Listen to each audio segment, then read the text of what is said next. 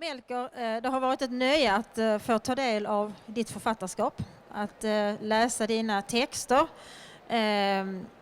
korta prosastycken, ofta med en lite surrealistisk knorr på slutet.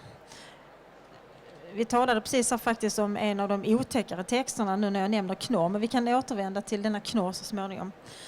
Jag vill inleda här med att läsa en text ur Råttan och andra underberättelser, som är den samling som föregår Fågelskrämman, som sen är huvudämnet för just den här stunden. Och den här texten heter Kräken. Nu hade han skapat ett nytt universum, men han var fortfarande inte nöjd. Visserligen var det mesta där gott, men icke desto mindre var det något som inte var bra. För på en planet långt där ute i mörkret fanns några märkvärdiga djur som han inte kunde förstå sig på.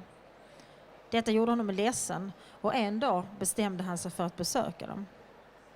När han kom dit upptäckte han att de var många nu, och de fanns överallt. Vad han kände för dem? Äckel. Endast äckel. Och han förbannade den dag då han skapat dem. För de sa att han var en dålig skapare. De menade att en riktig skapare skulle ha skapat ett annat universum, ett mycket bättre. Och när han hörde hur de allt mer högljutt hånade hans skapelse övergav han dem. Men inte helt, för han sände dem sin son.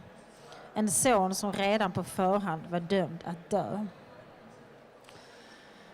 Det är ju en förfärlig komprimerad version av hela frälsningshistorien egentligen. Vill du berätta lite om tillkomsten kring just den här berättelsen? Alltså, jag brukar säga så här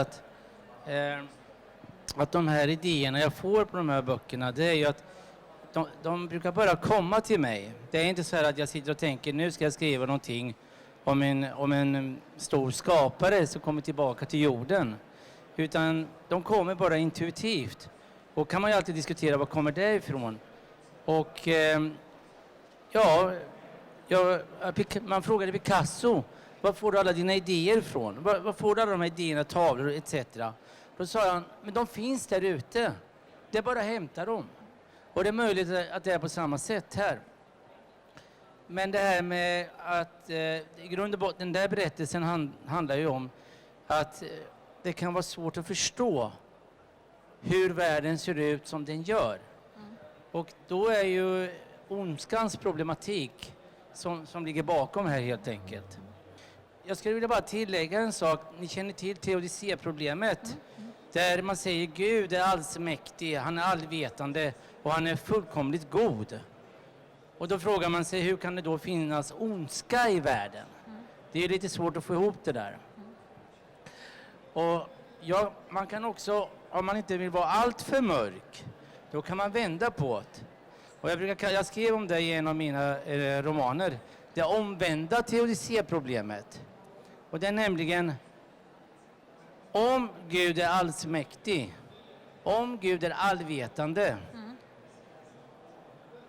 och om Gud är ond, hur kommer det då sig att det finns godhet på jorden? Det kan man ju också resonera kring naturligtvis, som sagt godhetens paradox. Ja. Att jag valde just den här texten, det är för att i den texten så finns, i de här ganska få raderna egentligen, så inryms flera av de teman som återkommer tycker jag i dina texter. Gud, som vi har nämnt, ondskans problem här som du talade om. Och också den här känslan av ensamhet och övergivenhet och svek som jag tycker är väldigt, väldigt starka teman i det du skriver. Hur förhåller vi oss till detta? Så det här är många berättelser om människor som upplever sig övergivna, svikna. Det förekommer ganska mycket hämnd också. Och den här gudomen som talar i texten känns också som en ganska hämndgirig typ på något vis. Han vill inte människorna väl. Ja, alltså jag tog ju upp nu det här omvända teodicéproblemet bara för att balansera det hela lite. För man kan ju tro att jag är en mörk människa om man läser de här rätt av. Men så är det ju inte. För mig handlar det väl om att definiera kanske just det onda och just det här att vad innebär det att vara människa i grund och botten. Och det är en grej till som jag jobbar med väldigt mycket, eller som jag har upptäckt. Och det är ju nämligen den fria viljan. För att vi överhuvudtaget ska tala om det onda och det goda, det förutsätter ju att vi har en fri vilja. Annars blir vi ju som robotar, och då det får ju vissa moraliska implikationer om vi inte har en fri vilja. Och då kan man ju fråga sig, jag har en novell som heter Fen. Och Fen säger då att ni har gjort mig till en god varelse. Jag kan bara tänka goda tankar. Jag kan bara göra goda handlingar. Men det Fen frågar sig, vad innebär det att man har fråntagit mig möjligheten att göra en ond handling? Och då kommer frågan om värdighet. Vad skulle hända om man fråntog människan att kunna göra ont? Eller gott, för den delen. Det är en fråga som sysselsätter mig väldigt mycket, helt enkelt. Ja, precis som du säger så är ju förutsättningen för ansvarighet är ju att vi kan välja. Och skulle vi vara skapade helt goda så hade vi bara kunnat välja det goda. Då hade vi egentligen inte haft några reella valmöjligheter. För det här är ytterligare ett tema som finns väldigt starkt i dina texter, alltså människosynsfrågan. Vem är människan egentligen? Och människan upplever jag i dina texter ofta som ganska ömklig varelse. Och ibland också ganska så otäck och elak faktiskt. Vad har du för bild av människan? Har du något hopp om mänskligheten? Ja, det är ju en berättigad fråga efter att ha läst om den novellerna. Ja, det är det ju onekligen. Nej, jag har faktiskt en positiv bild. Jag måste ha en positiv bild. Jag brukar säga så här, jag har 3 små barn. Och där, om man utgår ifrån det här att man har barn, vad det innebär, så tror jag att om man nu ska skriva stor filosofi och etc. Man får inte glömma bort barnen. Man måste komma tillbaka till det som om det vore ett mantra. För de är ju nyfikna på livet. De tittar med förundran på allting som finns där ute. Mamma, pappa, vad är det här? Och etc. Och det är stort där för dem. Och om vi glömmer det och håller på och famlar omkring i teorier fram och tillbaka, vad händer då? Jo, då kan det hända till exempel att vi kommer till synpunkter att vi måste till exempel, om man tittar på celibatet, apropå barn. Vem kom på den märkliga idén om celibatet? Den kom på 200-talet, det känner du till. Och sen vart fastlagt någon gång på 1100-talet, vi ska ha celibat. Fast det strider så grundläggande mot naturen, våra starka behov, sexualdriften då. Men det är ett typiskt exempel när teori får ta över från det mer konkreta. Blir viktigare än det konkreta.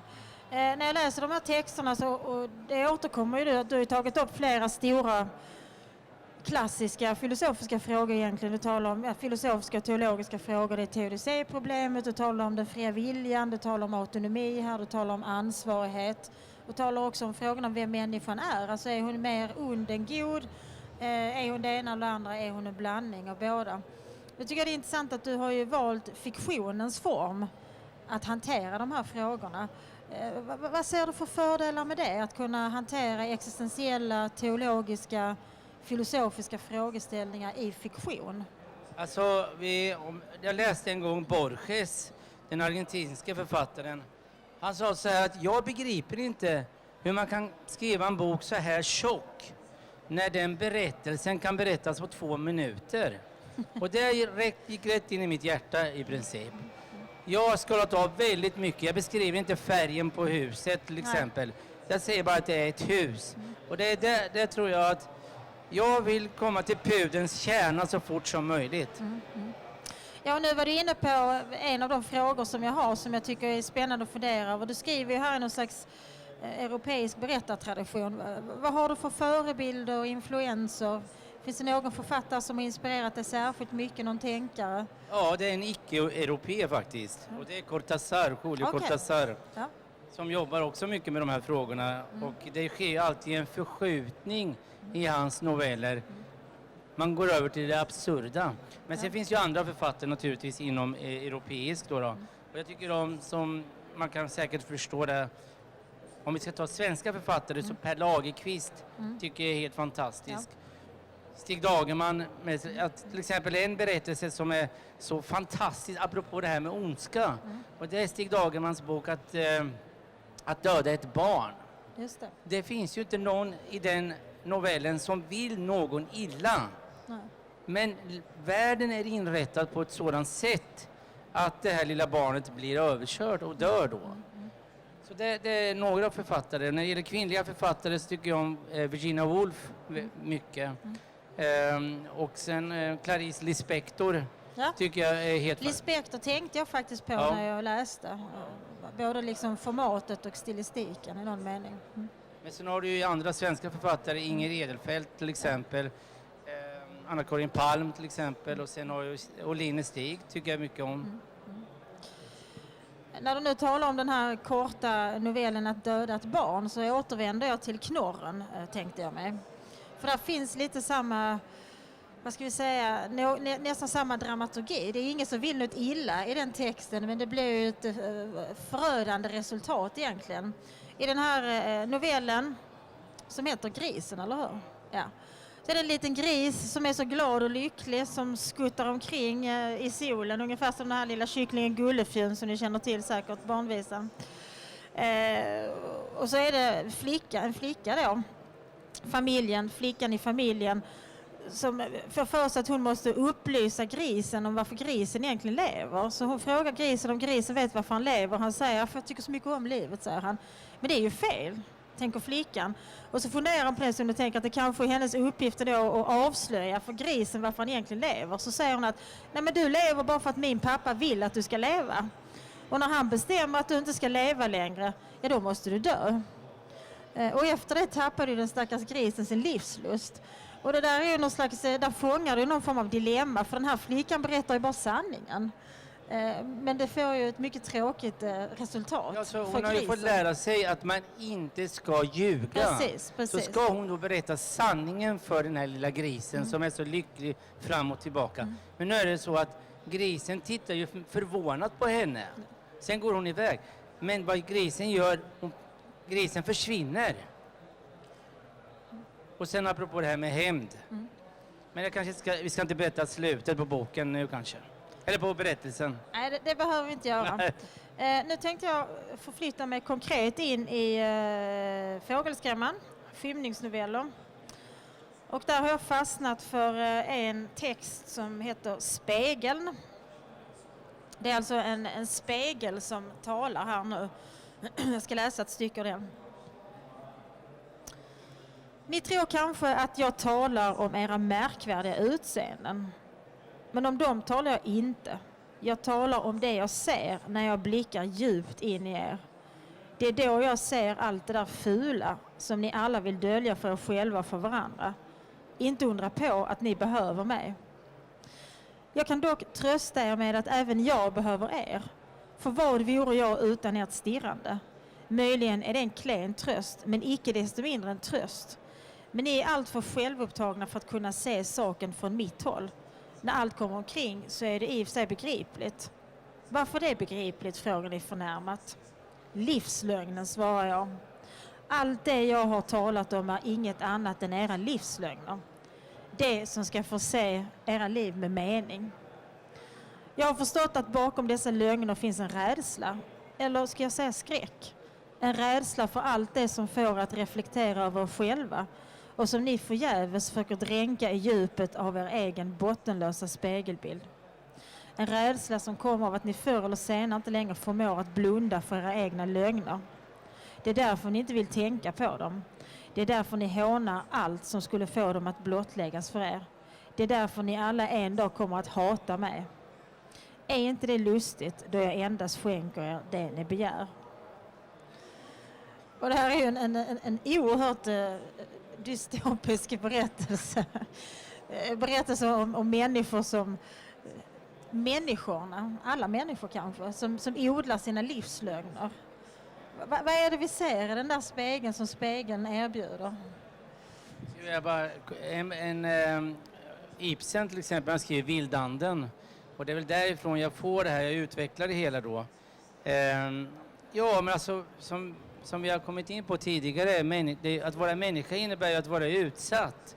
Det är ju massa frågor vi jobbar med och massa komplex som vi alla har. Och det är ju det här som leder till de här lögnerna vi pratar om helt enkelt. Och för att reda ut de här grejerna så krävs det ju mod. Vi måste ju ha mod för att ta till oss de här frågorna. Varför ska vi ta till oss de här frågorna för? Ja, för min egen del handlar det om att jag vill veta vem jag är. Och jag vill vara en stark individ. Jag är ingen stark individ, men jag vill vara en stark individ. Jag vill kunna skydda mig mot allt det som kan leda till att jag mår dåligt i princip. Och du tänker att lögnen är en hjälp i det? Livslögnen? Ja, alltså lögnen, den är oundviklig naturligtvis. Alltså, vi kan ju vara transparenta och allting, även när man har en nära vän. Det här är ju väldigt intressant tycker jag. Har man en väldigt nära vän, man öppnar sig, man berättar och man säger att man berättar allt, det gör man inte. Jag tror inte att man ska berätta allting. Turgenev har skrivit en novell där heter det finns en liten dvärg i skogen som hjälper en jägare motvilligt. Och jägaren dödar fåglar. Och den här dvärgen förstår inte varför dödar man ett djur. Och sen slutar det hela med att den här jägaren skriver då att han förstod sig inte på dvärgen. Han kunde inte förstå dvärgen helt och hållet. Och det här som jag tycker är intressant, att vi måste kanske ha någonting som dvärgen där, någonting som vi inte kommer åt. Någonting, för att ponera till exempel att vi kommer åt allting vi har inom oss. Om jag kommer åt allting som jag har, till exempel medmänniska, då kommer jag också ha möjligheten att skada den människan.